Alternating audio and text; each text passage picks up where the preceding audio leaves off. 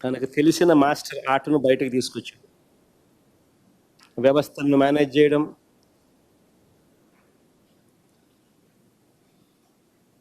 సమస్యల మీద, తన మోసాల మీద ఏ ఒక్కరైనా కూడా ప్రశ్నించే పరిస్థితి రాకుండా ప్రశ్నించి ఆ గొంతును నొక్కడం కోసం రెడ్ బుక్ రాజ్యాంగ పాలన తీసుకురావడం, రాజకీయ కుట్రలు చేయడం, దాని ఫలితంగానే ఈరోజు ఇంకొక కరెంట్ అఫైర్స్లో ఉన్న ఇంకొక సబ్జెక్ట్ గురించి విపులంగా చెప్తాను. దాని ఫలితంగానే లిక్కర్ స్కామ్పై తప్పుడు కేసు పెట్టి రాజకీయ కక్షకు దిగడం. నిజంగా ఎంత ఆశ్చర్యం కలిగించే విషయం అంటే ఇది. అసలు స్కామ్ ఎక్కడ జరిగింది అని నేను అడుగుతా ఉన్నా. అందరూ ఆలోచన చేయండి అని అడుగుతా ఉన్నా. నేను అడిగే ప్రశ్నలకు సమాధానం మీలో ప్రతి ఒక్కరూ కూడా ఆలోచన చేయమని కోరుతా ఉన్నా. నేను అడిగే ఈ ప్రతి ప్రశ్న మీ మనస్సాక్షిని మీరు అడగండి అని చెప్పి నేను అడుగుతా ఉన్నా. అసలు స్కామ్ ఎక్కడ జరిగింది అని అడుగుతా ఉన్నా. లంచాలు ఎవరైనా ఎందుకు ఇస్తారు? మళ్ళీ అడుగుతా ఉన్నా. లంచాలు ఎవరైనా ఎందుకు ఇస్తారు? ఎవరైనా మద్యాన్ని ఎక్కువగా అమ్మి, లంచం ఎవరైనా ఎందుకు ఇస్తారు? మద్యాన్ని ఎవరైనా ఎక్కువగా అమ్మి సేల్స్ పెంచి ఆ పెంచిన దానివల్ల డిస్టిలరీలకు లాభాలు పెరిగితే లంచాలు ఇస్తారా? లేక సేల్స్ తగ్గిపోయి వాళ్ళు తక్కువగా అమ్మి ట్యాక్సుల రూపేణా వారి మీద బాధి దానివల్ల సేల్స్ తగ్గి దానివల్ల వాళ్ళకు రావాల్సిన లాభాలు తగ్గి అలా తగ్గితే ఎవరైనా లంచాలు ఇస్తారా? ఒకసారి ఆ టేబుల్ ఒకసారి చూపించము. ఒకసారి ఈ టేబుల్ను ఒక 10 నిమిషాలు అట్టే పెడతా, 5 నిమిషాలు పెడతా. ఒకసారి అందరు చూడండి టేబుల్ను. 2018 నుంచి 2019 మధ్య చంద్రబాబు చివరి సంవత్సరం ఒకసారి గమనిస్తే 3,84,00,00,000 కోట్ల 3.84 కోట్ల కేసులు లిక్కర్ అమ్మకాలు జరిగితే బేర్ అమ్మకాలు 2.77 కోట్ల కేసులు. ఆ 5 సంవత్సరాల చంద్రబాబు నాయుడు గారి పాలనను ఒక్కసారి చూడండి.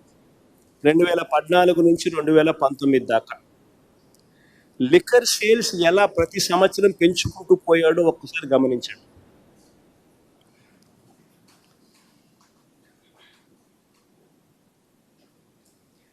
అమ్మకాలు ఇలా పెరగడం వల్ల ఈ లిక్కర్ కంపెనీలకు లాభాలు పెరగడం వల్ల ఈ పెద్ద మనిషికి లంచాలు ఇచ్చే పరిస్థితి ఉత్పన్నమవుతుంది. అదే ఒకసారి 2019 నుంచి 24 చూడండి. ఒకసారి పక్క టేబుల్ మద్యం అమ్మకాలు ఎలా తగ్గాయో ఒకసారి చూడండి.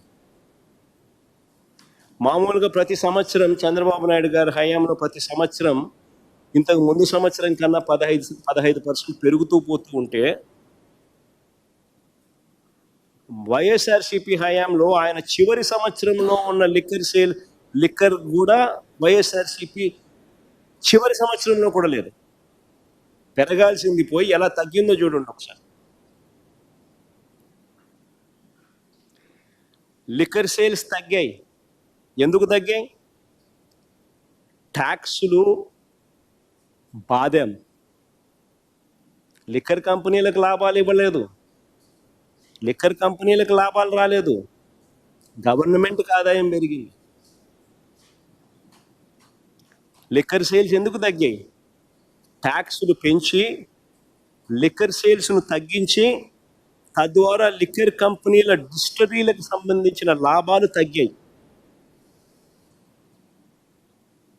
లిక్కర్ సేల్స్ తగ్గాయి.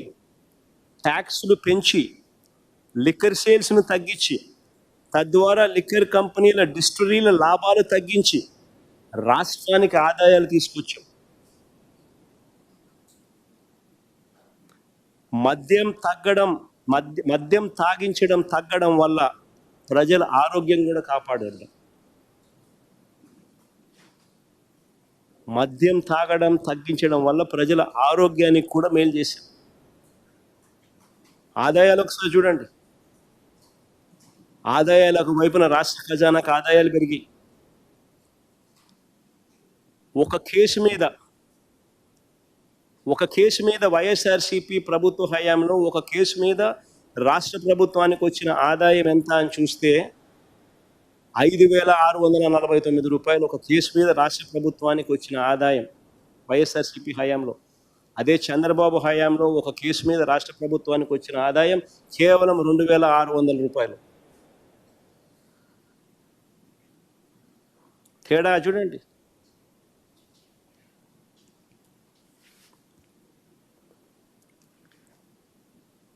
ఇప్పుడు చెప్పండి, డిస్టిలరీలో ఎప్పుడు లాభపడ్డాయి? అందరినీ అడుగుతా ఉన్నాను, డిస్టిలరీలు ఎప్పుడు లాభపడ్డాయి? ఎవరి హయాంలో వాళ్ళకి లాభాలు పెరిగాయి? ఎవరికి వాళ్ళు లంచాలు ఇస్తారు? ఆలోచన చేయమని అడుగుతా ఉన్నా అందరినీ కూడా. మద్యం విక్రయాలను ప్రైవేట్ వ్యక్తులకు అప్పగిస్తే లంచాలు ఇస్తారా? ఇది కూడా ఇంకోటి ఆలోచన చేయండి. మద్యం విక్రయాలని ప్రైవేట్ వ్యక్తులకు అప్పగిస్తే లంచాలు ఇస్తారా, లేక ప్రభుత్వం ద్వారా మద్యాన్ని అమ్మే టైమింగ్స్ను నియంత్రిస్తూ పర్మిట్ రూములను రద్దు చేస్తూ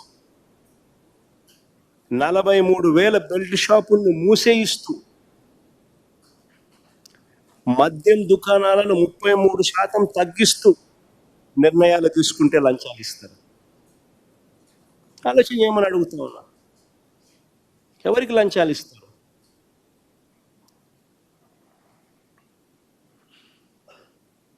మా ప్రభుత్వ హయాంలో లాభ ఆపేక్ష లేకుండా లిక్కర్ అమ్మకాలను ప్రభుత్వమే చేసింది, లాభాపేక్ష ఉండకూడదని.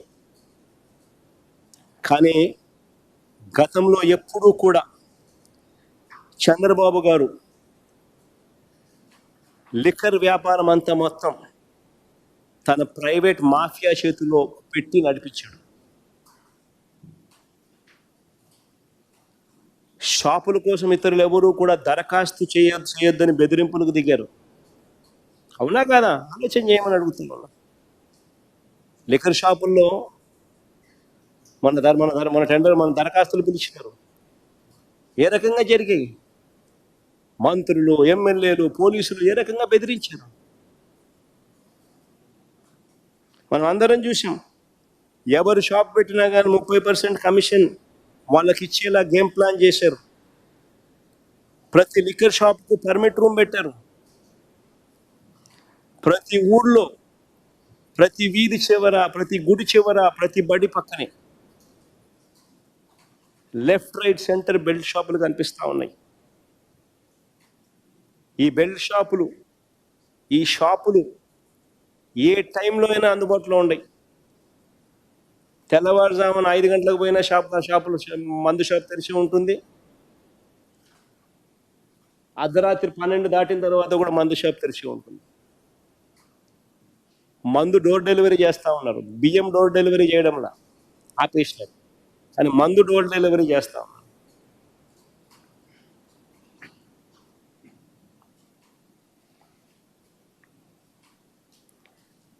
ఈ ప్రతి షాప్లో కూడా ఎంఆర్పి కన్నా కనీసం 20-30 రూపాయలకి ఎక్కువ రేటుకి అమ్ముతా ఉన్నారు. ప్రతి ఊళ్ళో చూసుకోండి. గుడి పక్కకి వెళ్ళండి, బడి పక్కకి వెళ్ళండి, వీధి చివరికి వెళ్ళండి. ఆ బెల్ట్ షాప్లో రేట్ ఎంత అని ఒకసారి చూసుకోండి. ఎంఆర్పి కన్నా 20 రూపాయల, 30 రూపాయల ఎంతకి ఎక్కువ అమ్ముతున్నారో మీరే చూసుకోండి. ఈ అక్రమాలను దగ్గరుండి పోలీసులే కాపాడుతున్నారు, కాపలా కాస్తున్నారు. అన్అఫీషియల్గా ఆక్షన్ పరుస్తున్నారు. బెల్ట్ షాపులు ఎవరు నడపాలా అని చెప్పి అన్అఫీషియల్గా ఆక్షన్స్. 2 లక్షలు 3 లక్షలకు గ్రామాలలో పోటీ పడుతున్నారు.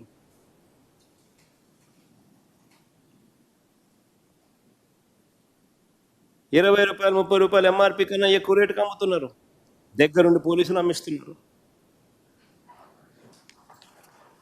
ఈ డబ్బంతా కింద నుంచి పై వరకు వీళ్ళే పంపకాలే.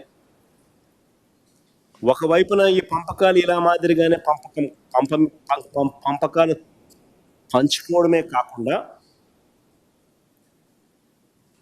ఏ లిక్కర్ కంపెనీ డిస్టిలరీకి మేలు చేయాలనో వారికి వీరే ప్రైవేట్ లిక్కర్ షాపుల సైన్యంతో వీళ్ళు ఇండెంట్ ప్లేస్ చేస్తారు. అంతా వీళ్ళ చేతుల్లోనే ఉన్నాయి షాపులు, వీళ్ళే ఇండెంట్ ప్లేస్ చేస్తారు. చంద్రబాబు నాయుడు ఏ డిస్టిలరీకి మేలు చేయాలనుకుంటాడో, ఎవరికి మేలు చేయాలనుకుంటాడో వాళ్ళ పేరు మీద వీళ్ళ ప్రైవేట్ సైన్యంతో ఇండెంట్ ప్లేస్ చేస్తారు. అలా వీళ్ళు ఇండెంట్ ప్లేస్ చేస్తే ఆ డిస్టిలరీ వాళ్ళకు ఎక్కువ మద్యం సప్లై చేసే పరిస్థితి వాళ్ళకు ఉంటుంది. ఇలాంటి పరిస్థితులు ఎక్కడైనా కూడా మా హయాంలో చూశారా అని అడుగుతా ఉన్నా. మా హయాంలో ఎంఆర్పికి మించి ఒక్క పైసా కూడా ఎప్పుడైనా ఎక్కడైనా అధికంగా వసూలు చేసిన పరిస్థితులు ఎక్కడైనా ఉన్నాయా అని అడుగుతా ఉన్నా. మరి ఎవరి హయాంలో ఎవరి పాలసీ వల్ల లంచాలకు ఆస్కారం ఉంటుందో మీరే చెప్పండి అని అడుగుతా ఉన్నా. ప్రైవేట్ షాపుల చేత, ఇది బాగా వినండి, ప్రైవేట్ షాపుల చేత, ఎందుకంటే అంతా ప్రైవేట్ మాఫియా కాబట్టి, అంతా వీళ్ళ ఎమ్మెల్యేలు వీళ్ళ మంత్రులు అంతా వీళ్ళ నాయకులు వీళ్ళ కనుసన్నల్లో నడుస్తూ ఉన్నారు కాబట్టి ప్రైవేట్ షాపుల చేత వీరు ఎంపిక చేసుకున్న డిస్టిలరీలకు మాత్రమే అధికంగా ఆర్డర్లు ఇచ్చేలా ఈ ప్రైవేట్ షాపుల మాఫియా చేత ఇండెంట్ ప్లేస్ చేస్తే లంచాలు ఇస్తారా, లేక మన హయాంలో చెప్తున్నా, లేక ప్రతి బాటిల్ పై QR కోడ్ పెట్టి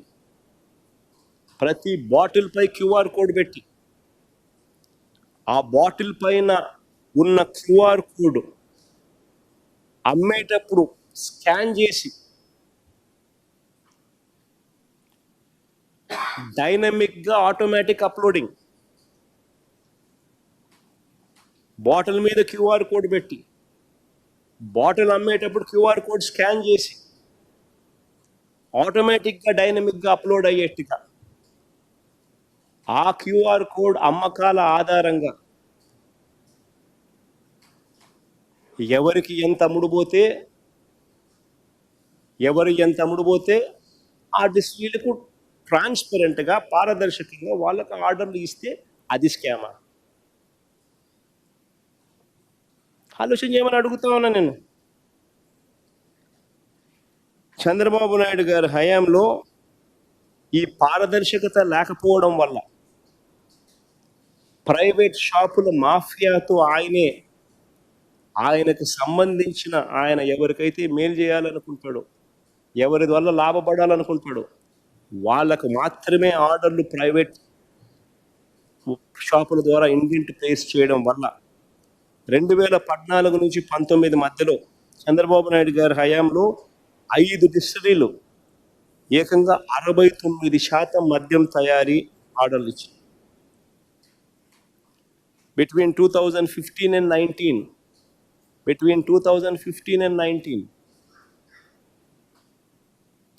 5 distilleries alone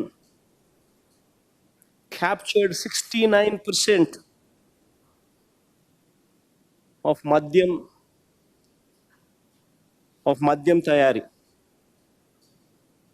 69% of the orders were placed only to these 5 distilleries to manufacture and supply liquor. ఏది స్కామ్ అని అడుగుతా ఉన్నా నేను.